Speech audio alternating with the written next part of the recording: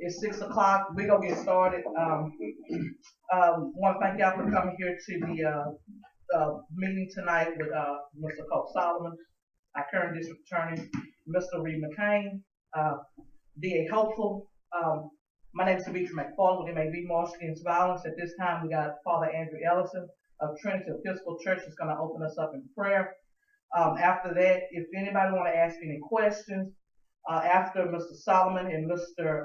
McCain introduce themselves and give us their qualifications, they're basically selling themselves tonight why we should vote for them. After they get through introducing themselves and giving their qualifications, we'll take questions from anyone in attendance. We're asking for your question to be relevant, productive for the betterment of the city, as well as for the county. And after questions from the attendees, we will have a closing remarks from Mr. McCain and then Mr. Solomon, and then a closing prayer by Pastor Warner Flores of Bethel Temple. At this time, Father Andrew. Please stand.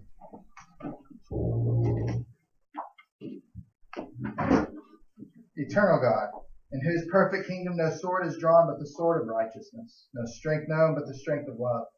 Be with us gathered together this night in this town hall meeting, and particularly with Mr. Solomon and Mr. McCain. Grant them, continue to guide them to justice and peace in this community, and be with those gathered, guide our questions, guide our conversations, and bless each and every one of us. And mightily spread abroad your spirit, that all peoples may be gathered under the banner of the Prince of Peace, as children of one Father, to whom be dominion and glory now and forever. Amen. Amen. Amen. Thank you, Father Ellison. Mr. Cope, you're up first. Sure. 5 minutes, right? Give or take. Everybody out here hear me all right? Should be able to. This room's the way it's kind of designed, we should be able to do it. My name is Cope Solomon. I'm the district attorney, and I'm asking for your support in this upcoming election. Primary is going on right now. Actually, early voting is taking place, and then the actual election day is on March 6th. Here tonight to try to let you know a little bit about some of the reasons why you may want to choose me as a candidate and allow me to continue as your district attorney. I've been the district attorney for 7 years now. I'm a Marshall resident, born and raised here. My entire family's been here a long time. My dad is Bernard Solomon, my mom is Diane Solomon. All right, so as a lawyer, I've been licensed to practice law for 14 years. Prior to that, I was an accountant, working for an accounting firm in basically Dallas and Houston while I was going to school. Before that, I was in the military for 4 years as just a gun grunt with a gun in the Army. Got sent to Kuwait, Cuba, and Korea while serving in my country. I'm proud to have had the opportunity to do that. Before that, I basically just went to school for a couple of years, and then before that, I graduated from high school here in 1990. Now, we both of us had an opportunity to talk a lot at a couple of different events, and we both got our points, okay, that we've been trying to tell people and we've been trying to focus on. And consistently, we've kind of stayed on that message for the most part. And looking at all of that and kind of going through it, I really wanted to spend a little bit of time maybe focusing on things that are most relevant to the group of people we're talking to today, because we always talk about a whole bunch of different things. But by looking at two things that we're kind of talking about, I think I can kind of boil down pretty much what we're going to be telling you today. And obviously he's going to have an opportunity to speak what he's going to, so I'm not going to speak too much for what he's going to say. But I know that this election is really going to be about two fundamental differences of opinion on how to operate the district attorney's office. In fact, when we were doing this last Thursday, Reid, my opponent, had mentioned to me, well, I just have a different philosophy of how to do things. And he's right. I mean, we just have two different philosophies. He's a cop. Okay? He's been a cop. He's been a law enforcement for 14 years prior to going to law school. Actually worked for the Marshall Police Department 10 or 15 years ago or something. I'm sure he's going to go ahead and kind of go into some of that stuff. So he has a little bit more of a cop mentality of how to run the district attorney's office. One of the couple of things that we've learned over the course of his campaign is that he thinks we dismiss too many cases. All right, you're going to hear him tell you that we're dismissing too many cases. Well, ladies and gentlemen, we are in line with the state average on our dismissals. Okay? There's a whole bunch of reasons why a case may be dismissed. The goal when you're operating your office is to be in line with the averages for the state of Texas. And in Harrison County now, we are. And the result of being in line and operating the way we do, we've got the lowest murder rate in 30 years. I know that cold cases are an issue. A couple of issues that normally come out with Mr. McFarland, they're normally asking about. I can tell you that I think we've actually solved 3, maybe 4 cold cases while I'm here. And I'll be honest with you, I don't remember all of them off the top of my head, but we've had cases going all the way back to the 70s. We did one. We've got a case, I think, back in 2003 or something like that. We've had several cold cases that we've actually been fortunate enough to actually resolve. And not only resolve, we took a few of them to trial. Now, cold case is a case that is extremely difficult to prosecute. In fact, a lot of those cases, people won't even, most district attorney's office won't even attempt to try to prosecute them because they're afraid that they're going to lose the case. And it looks bad if they lose the case. Well, so what, right? Because our goal as prosecutors, y'all are the victims, okay? The victims are the clients, and this is another one of the fundamental differences is that I came from private practice before I came into this. Obviously, I was an accountant before. I wasn't in law enforcement before. So I don't have a cop mentality of how things happen. I have a private citizen mentality of how this process is supposed to work. And in my situation, we look at the individuals that are victims in the office, and they are our clients. The law says the state of Texas is our client. But the state of Texas doesn't go home and cry. The state of Texas doesn't have to live with the fact that they may have lost a loved one. Y'all do. People do. The victims do. They are our clients. So we work with our victims, and I wish I could say that we've been able to satisfy every victim. Obviously, we haven't. There's been 24,000 cases that have come through the office. There's going to be some unhappy victims every day. Sometimes people believe they're victims and they aren't. That's unfortunate, but we have to also apply the law. We can't always do what everybody wants. But when we are able to do that, and we do present a case, and we're able to present a case to the grand jury, then we go through the process and we give the victims the ability to decide, how do you want to proceed in this? If a victim says that they want to dismiss the case because they've worked out their differences, they've gotten their restitution, whatever the reason is, then they're the victims. It's not my position to tell you too bad. Okay? That's a cop mentality, not a private citizen mentality. If a victim says, I want to go to trial, and we say that, no, you know what, maybe that's not the best option, maybe trying to work out a deal is the best option because of the facts, and they say, no, we want a day in court, we're going to give that victim their trial. Sometimes it may not be in their best interest to take it to trial, and we may not prevail, but that's what the victims want because they are our clients, and we do that. That may also result in us having a few more dismissals than some of the surrounding counties, like Gregg County and Upshur County, which is going to tell you about some facts and some numbers. But the reality of it is that we've got the lowest crime rate in 30 years. Violent crime rates have gone down. Every year for the past 7 years, violent crimes have gone down. Harrison County is a safer place today because of the way that I've operated and run my office. Gregg County is not. In fact, people are getting murdered at the grocery store. They're getting murdered coming out of the restaurants in Gregg County. Over in Shreveport, people are getting murdered and shot and gunned down, and we hear about it on the news all the time. I think somebody, about a week or so ago over in Gregg County got killed in front of a restaurant. That's not taking place here. Am I going to say we've solved murder? No, obviously we haven't. But going from 7 to 9 of them a year down to 1, maybe 2 or 3 a year, that's pretty good. And it's been like that for the past 3 years.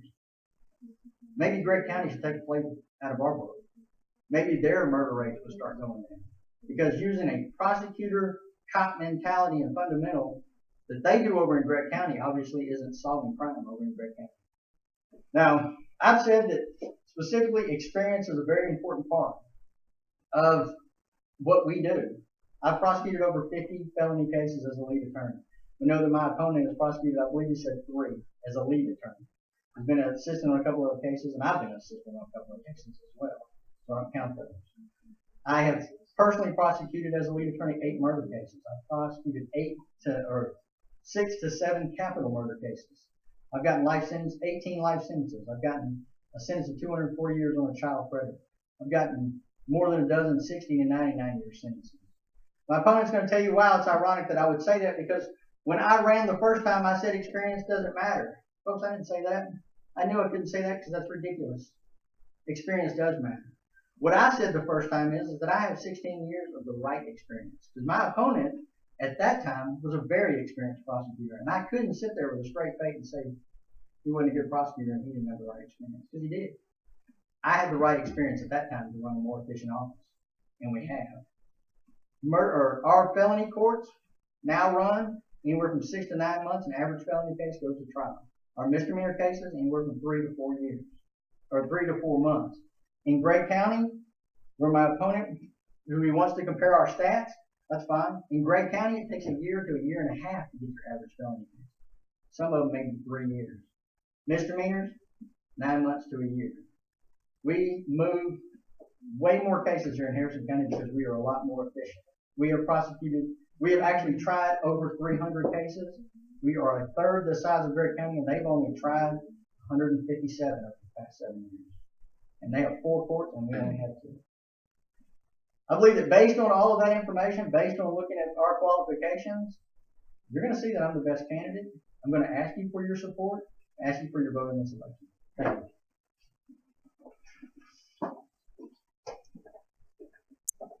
I appreciate you being here tonight. First off, my name is Reid McCain, and I was a police officer for 14 years. I spent 12 of those years here with the Marshall Police Department. I was a patrol officer, field training officer, spent 7 years in the crime scene unit. I've been a patrol sergeant, patrol lieutenant.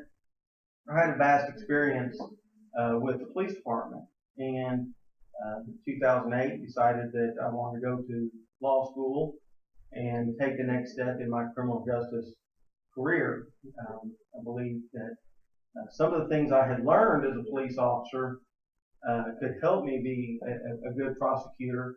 And some of the things I learned as a police officer while working with the DA's office, I believe that I could take and develop those skills and become a successful prosecutor. And Mr. Solomon says I've got a cop mentality. I guess is a bad thing. Is that a bad thing to have a cop mentality? Are cops bad? I don't think so. I would agree with him that to an extent I might have that because I have actually arrested, investigated, and prosecuted every crime there is, from Class C misdemeanors all the way to capital murder. Okay? I've been out there in the streets, and I've learned what it takes to develop probable cause, and as a prosecutor, I know what it takes to develop a case to prove beyond a reasonable doubt.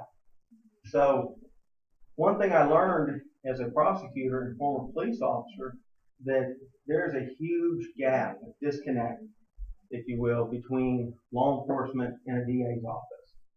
And when I worked here, I've testified in the 71st District Court, I don't know how many times, 7,500 times. I worked closely with the DA's office. I thought that I knew the job of the DA's office. Well, when I became a prosecutor, it was funny. I would talk to some of my colleagues, and they would ask about these horrible cases that were brought over. And I'd ask them, well, have you talked to the officers about these cases? No. Okay, well, if you don't talk to them, they think they're doing a good job. And the police, if the DA's office isn't prosecuting them, thinks the DA's office is doing a bad job. Well, I do have that experience to bridge that gap, to work with our law enforcement. One of the things I would want to do as the elected district attorney is to teach classes, to teach legislative updates, to work with our law enforcement. The other night in our debate, Mr. Solomon said that his office is doing that. I'm not aware of any officers that have been trained by the Harrison County DA's office. I'm not aware of any ongoing, continuing legal education, but that's something that I want to do. And, you know, folks, every 2 years, our legislators create new laws. So I think it's important that our law enforcement here in Harrison County know what your local prosecutor thinks about those. And I think that if you do some of those things on the front end, and you're working scenes with the police, and you know what the job of the police is because you've done the job of the police, and you know what the job of a prosecutor is because you've done the job of a prosecutor, you can help develop better cases. And I understand MAV's frustration over a lot of these unsolved murders. Between 2000 and 2007, I worked every murder there was in this city. Worked a couple out in the county, many of them unsolved. I worked as a crime scene investigator. And I know and I've learned that if you can do those things that I'm talking about, will there still be maybe some unsolved murders?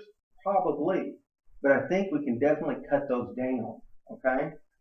And Mr. Solomon also talked about, solving some cold case murders and all that stuff. And one of them I didn't get a chance to mention the other night was Martin Holmes, who burned a house up in Karnak. 3 people were killed. He was indicted and tried for the murder of 2 people.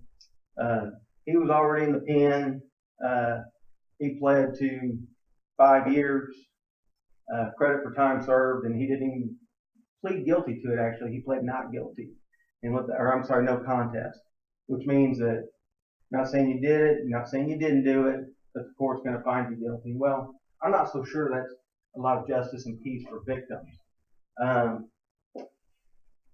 There needs to be some effort with these cold case murders, and that's one of the things I want to do because, again, going back, I know how to work with the police, and I know what they can and can't do. And so that would be one of my goals. But a bigger goal is to try to prevent there ever being any more cold cases.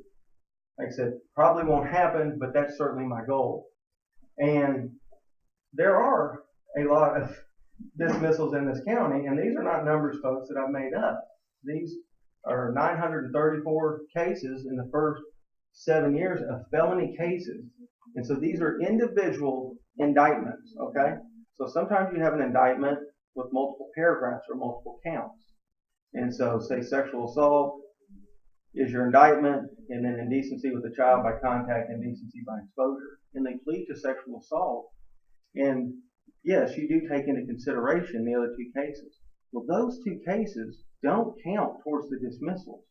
The way the OCA does it is individual indictments, cause numbers, okay? So it's not really fair to say that those cases taken into consideration factor into that because they actually don't. Again, if you don't believe me, go to the OCA and they will tell you that. But I think the problem is, and I've said this before, not because Mr. Solomon's a bad guy or anything else.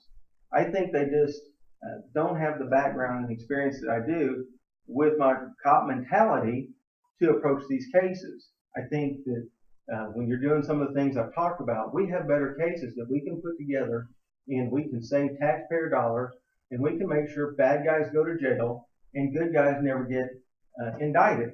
Because if you are dismissing 934 cases, 1 or 2 things happens. Someone innocent got indicted, or someone guilty walked. And I brought this evening, one of it's a capital murder that I sat second chair on, Joshua Reese. And I brought this just to show y'all, an indictment is just a charging instrument, okay? And in this, it says the state of Texas versus Joshua Stephen Reese, okay?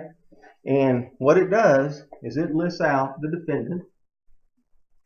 It details briefly what they're accused of, and then it's signed, or the last sentence of it is, against the peace and dignity of the state, signed by the prosecutor, okay?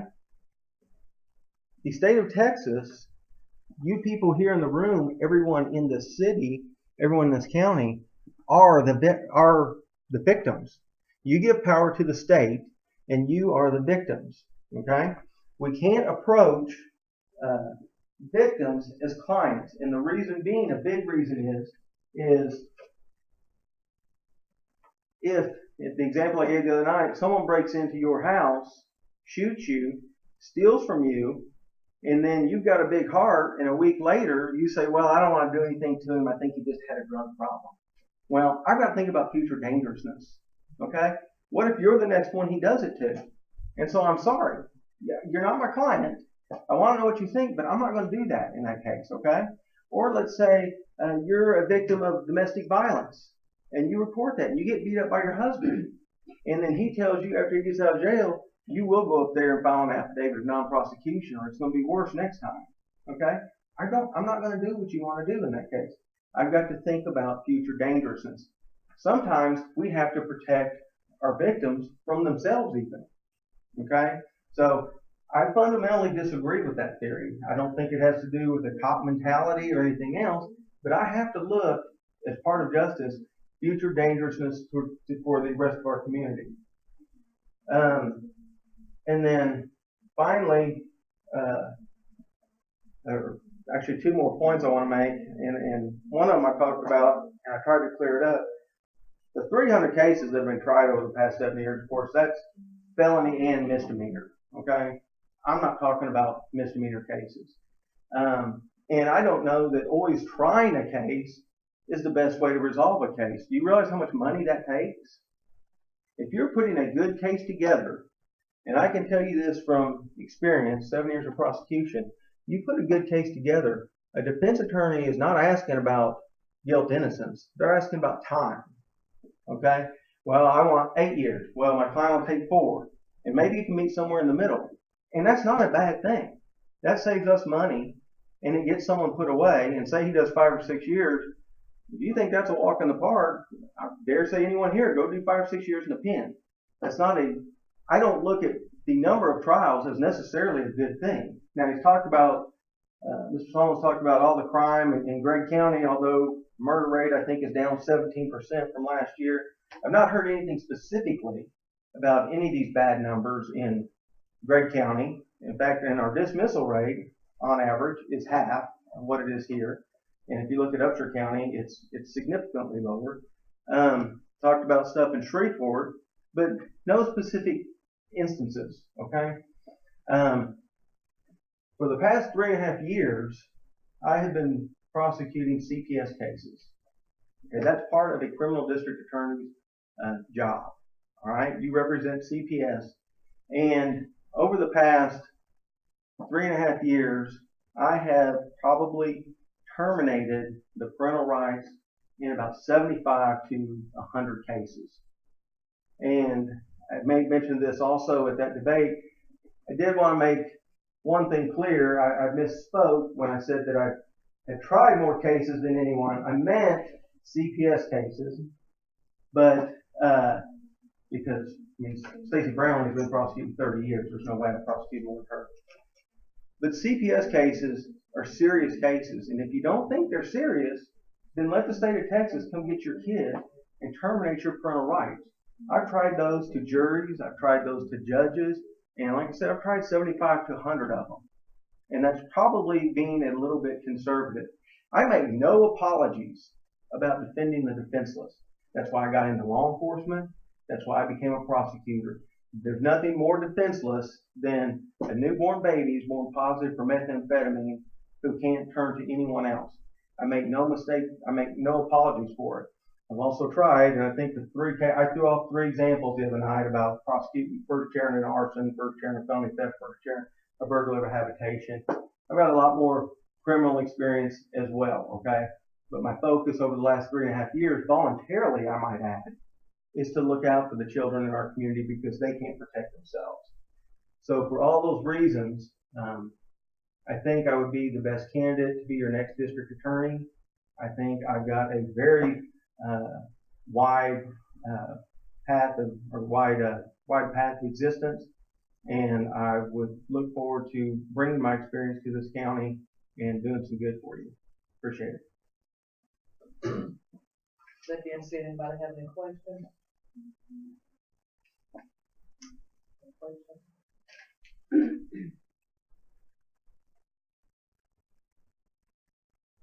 We know you are. No, I really did. I really did. Anybody got any questions? Because we're going to go ahead and wrap it up. They're going to have a closing remark, and then Pastor Flores can go ahead and pray us so we can be dismissed. Does anybody want any clarifications over anything you said?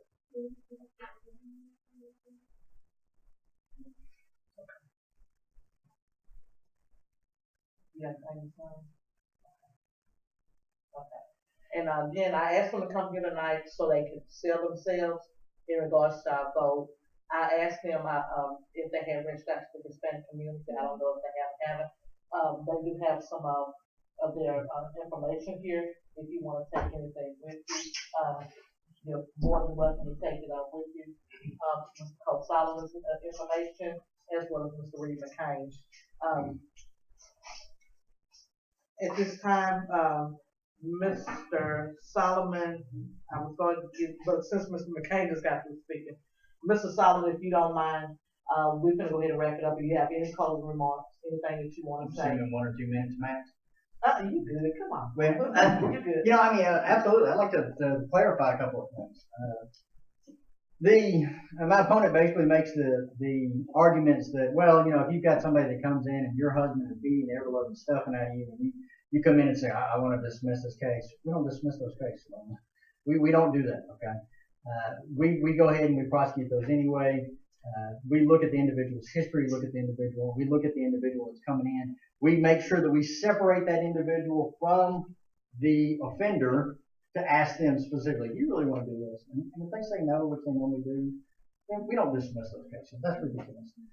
To basically also make the allegation that somebody comes into your house, as he pointed to you, and said he shoots you and he robs you, and then you come in and say, I want to dismiss this.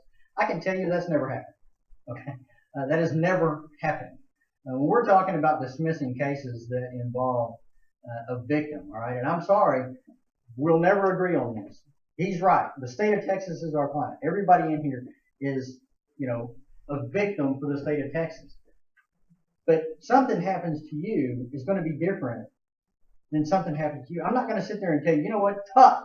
I don't care what you want, because I'm going to make sure that even though you want to give this guy probation, or even though you want to take this to trial, I'm going to work it out and I'm going to do what I want to do because I'm the district attorney. To heck with you, because I'm looking out for these other people. That's a joke, okay? Because you're going to be irate. My opponent says I'm going to give the victims a voice. You know what that voice is going to be? An angry voice. Because I want to make sure that if you're the victim, that I'm doing what you want, right?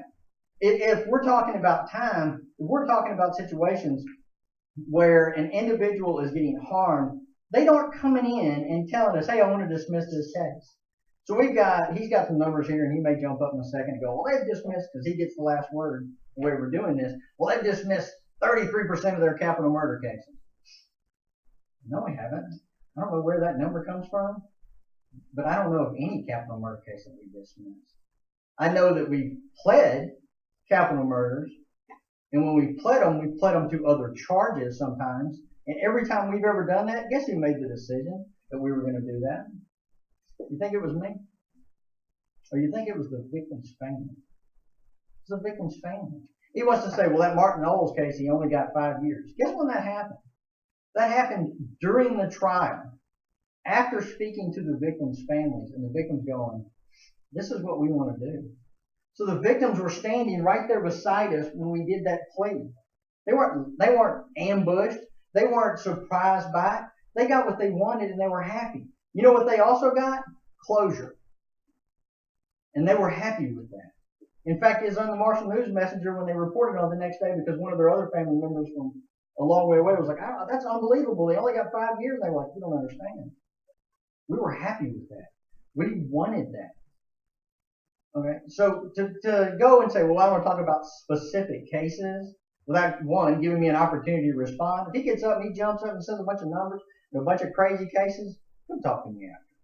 Because I guarantee every time you ever see any type of case, especially a newsworthy case, okay, if it makes the news, if it's something that he's able to pull up and look at, then you're going to guarantee the victims were on board with that. Every time. They dismissed 53% of their sexual assaults. Because they just want to say that number. Guess what, ladies and gentlemen? Every time we dismiss one of those things, it's because we pled them to something else with the victim's consent. Do you want to get up and talk about something horrible that happened to you in front of 12 individuals that you've never seen before, and you're the only reason that this person's being charged? Sometimes the victims go, you know, I'm a little nervous that this guy may get away with this. Well, what do you want us to do? I want you to work something out. Okay, we'll do that. Sometimes when you work something out, it includes another charge. We don't just dismiss cases without the victims knowing about it. We don't just plead to people to something without the victims knowing about it. If there's a victim in this crime, the victim is on board. And you want to tell you how I can prove that, or you know that? Because every time we dismiss or we work on a big case, in fact, not even dismissing a case, every time we plead a case, the judge asks us, is the victim on board? And we have to tell the judge yes. Because if we don't tell the judge yes, guess what the judge is not going to do? Take that plea. Anytime there's a violent crime that involves individuals, those victims get a right to do a victim's impact statement. They're standing right there with us. They get to get up and look at the defendant who's sitting at a table over here and explain to them exactly what they did to them and how it affected their lives. Cop mentality says, I'm going to do what I want. The private citizen says, I'm going to do what you want. That's what I'm going to do. I'm going to continue to do what you want. Because that's what we're here for. And it must work. Because we've got the lowest murder rate in 30 years. Violent crime has been on the decrease for the past 7. He wants to go, you didn't want to talk about, I didn't give you specific instances of violence that happened in Gregg County. Okay, the Longview News Journal basically did a big article about how they were so excited that in the city limits of Longview, they only had 10 murders last year. Only 10 murders last year. Ladies and gentlemen, Marshall had 0 last year. That's something to be proud of. Harrison County had 1. We don't have any idea how many Gregg County had because the article wasn't about Gregg County. It was about Longview. Specific instances, family walked out of a restaurant last week and got gunned down in Longview. They seem like pretty specific instances. Because I can't tell you every time some gangbanger or somebody murders somebody over in Shreveport, it didn't happen. Okay, go home and turn the TV on tonight. You'll see something. So, when I get down, okay, because I'm going to be done, he's going to get the last word. When he says a bunch of stuff that makes you go, huh? Because he's going to, because I'm not going to be able to respond, guess what? I can respond. All you got to do is just come ask me. Right? When it comes to trial experience, when you're going to talk about, I've terminated 75 kids. I probably did that when I was a private attorney. Probably did it 20 or 30 times I was involved in CPS cases. Termination hearing is a group of people, probably about 7 or 8 people standing in front of the judge asking one person to witness. When we're talking about trying cases, we're talking about preparing evidence, preparing victims, presenting it to a jury, 12 individuals, and having to meet all the rules of evidence, and not just having a judge decide it, because it's easy to do in front of a judge, but to convince 12 individuals that somebody has committed a crime. I've done that 50 plus times. You want to talk about things in front of a judge? Probably 1,000. Been doing this for 14 years. I've done a lot of stuff in front of people. I'm a very active in the courtroom district attorney because you have to be in Harrison County. You've got to have the experience. If he says, I'm telling you, it's ironic. You said you didn't have to have experience last time. That is a joke, folks. I absolutely didn't say that because it would have been laughed at. And my campaign was serious last time, as it is this time. I appreciate y'all's time and attention. Got a little fired up. Sorry about that. But I'm glad I got an opportunity to respond. If he gets fired up, he's a good speaker. Did a good job the other day when he got all fired up.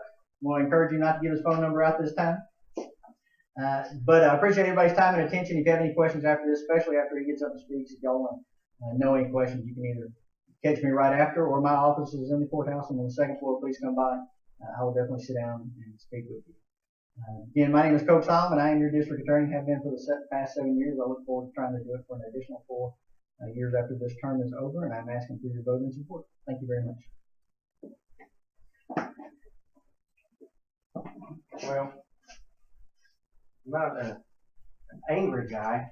I'm not an angry cop mentality guy. In fact, I'm a middle child, so I find that being angry doesn't usually work. I find that a lot of times you actually someone doesn't always get everything they want, okay?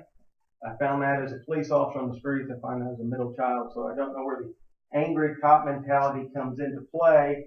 I've never seen it. I can't recall a time that ever happened with me.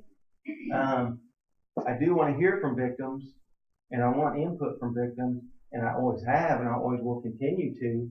But at the end of the day, the oath we take to ensure that justice is served may mean that I can't do what you want to do. Okay? So I want to say that first off. And I want to touch on next this murder rate in Harrison County. Now, I mean, I'll give it to Mr. Solomon. Maybe there wasn't any murders in Marshall last year. I don't know. Of course, Longview is a city of about 90,000 people. 135,000 people in the county. It's twice as big. So there are going to be more violent crimes, but what you need to look at is the percentages. Okay? And I said it before, I'll say it again. Of the 24 murders that I worked personally in this city, not one time did anyone ever think, man, you know, that Joe Black, he's hard on murders. I better not kill this guy. It doesn't factor in. The sad reality is prosecution is not about deterring crimes. We respond to crimes. Prosecutors respond to crimes. And the real question is, what do you do with the cases that come to you? Okay? You can impact rates of violent crime or theft crimes or anything else, but you have to do it at a very grassroots level with your law enforcement, with your community leaders, with groups like MAV, and the prosecutor's office can work with them, and you can have an impact that way. But when a murder comes into a DA's office or any crime, you're not deterring crime. It's what you do with that crime. And, you know, maybe if these other cases that Mr. Solomon was talking about got played down to something else, well, maybe if they were better investigated, maybe if our law enforcement, if they worked with our law enforcement better, then we would have that initial charge to begin with. So we wouldn't have to waste time with this charge that later got charged to something lesser. Okay? And maybe if we worked more with our law enforcement, and maybe if we had someone in office with the kind of background I have, we would be making these good charging decisions. Now, Mr. Solomon is right. I am going to talk about the 38% dismissal rate from family violence in this county over the past 7 years. Not my numbers. I didn't make them up. That's from the Texas Office of Court Administration. You go to their website, you search like I did from January 1, 2011 to December 31st, 2017. You click on dispositions, and then you can click on guilty by plea, guilty by bench trial, guilty by jury trial. It also has deferred probations on there and everything else. And these numbers come up. It gives you the total cases and the total number of dismissals, and you have to do the math. Those are their numbers. They're not my numbers. 34% dismissal rate on aggravated robbery, 38% dismissal rate on indecency with a child, 53% dismissal rate on sexual assault. Those are real. And I don't think that's good enough. You know, when you look at Upshur County that has a 7% dismissal rate on aggravated robbery, 8% dismissal rate on indecency with a child, 33% dismissal rate on sexual assault, you need to look, I think, at what's Upshur County doing. And I think Upshur County is doing exactly what I'm talking about. I know Billy Bird. I know how he works. I know how long he's been prosecuting. He is somebody that works closely with his law enforcement community.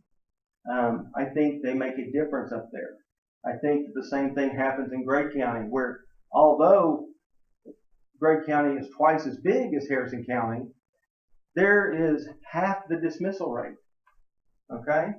And keep in mind also, when we're talking about Gray County, I'm not the elected district attorney in Gray County. Okay? So I can't, you know, take credit or blame. I mean, I work there, but I'm not the one who is the elected district attorney. But when you got in Gray County, a county twice our size, with half the dismissal rate, well, I think something's going right in Gray County as well. And finally, I want to say, if you don't believe what I'm saying, you need to talk to some of our law enforcement in this community.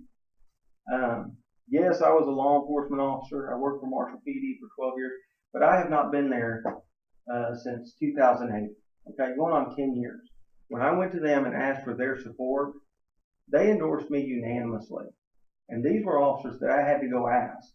And the vote came out to 43-0.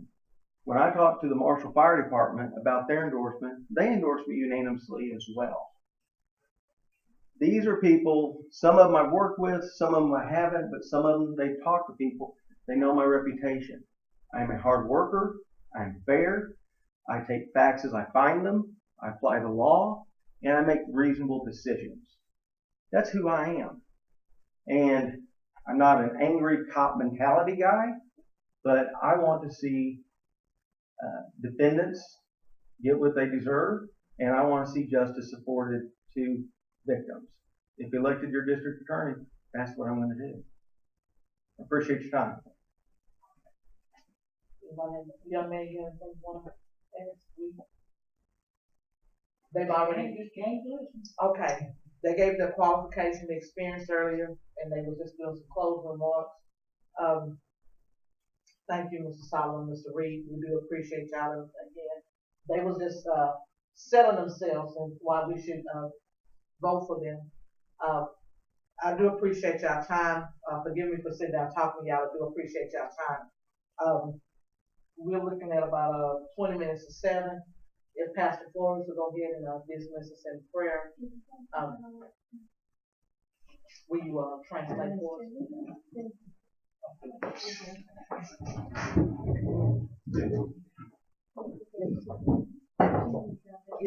Translate for us.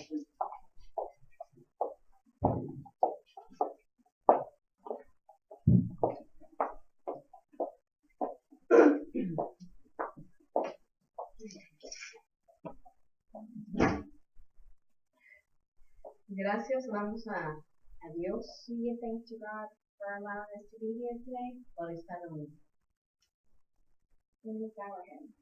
Padre Celestial, en esta hora estamos delante de tu presencia para agradecerte, Señor, la oportunidad de escuchar a estos participantes, Señor, quienes estarán ocupando un puesto, Señor, donde servirán al prójimo, donde servirán a la comunidad, Señor. Te pedimos, Padre, que seas tú guiando cada paso que ellos den. Pero más que todo, Señor, poniendo en ellos el corazón y el amor por servir a su prójimo. Te pedimos en el nombre precioso de Jesús que tú bendigas esta elección, que tú seas, Señor, quien deba de estar en el lugar indicado. Cada uno de ellos, Señor, tiene el deseo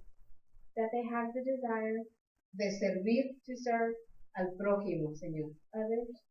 Te pedimos, pues, que tú tomes control de esta elección. Que seas tú poniendo al indicado, Señor. Tu palabra dice que todo lo que hagan por alguno de tus pequeñitos, a ti lo hacen, Padre. Sé tú pues guiando. Sé tú pues bendiciendo, Señor, y tomando el control de la elección. Todo lo ponemos en tus manos, sabiendo que tú eres nuestro guiador. Agradecemos la asistencia de cada uno de los presentes. Y te pedimos que tú seas en cada uno. Despídenos en ese amor y en esa comunión. Todo te lo pedimos por Cristo Jesús. Amén. Amen. Amen. God bless you. Yes, ma'am. Thank you very much.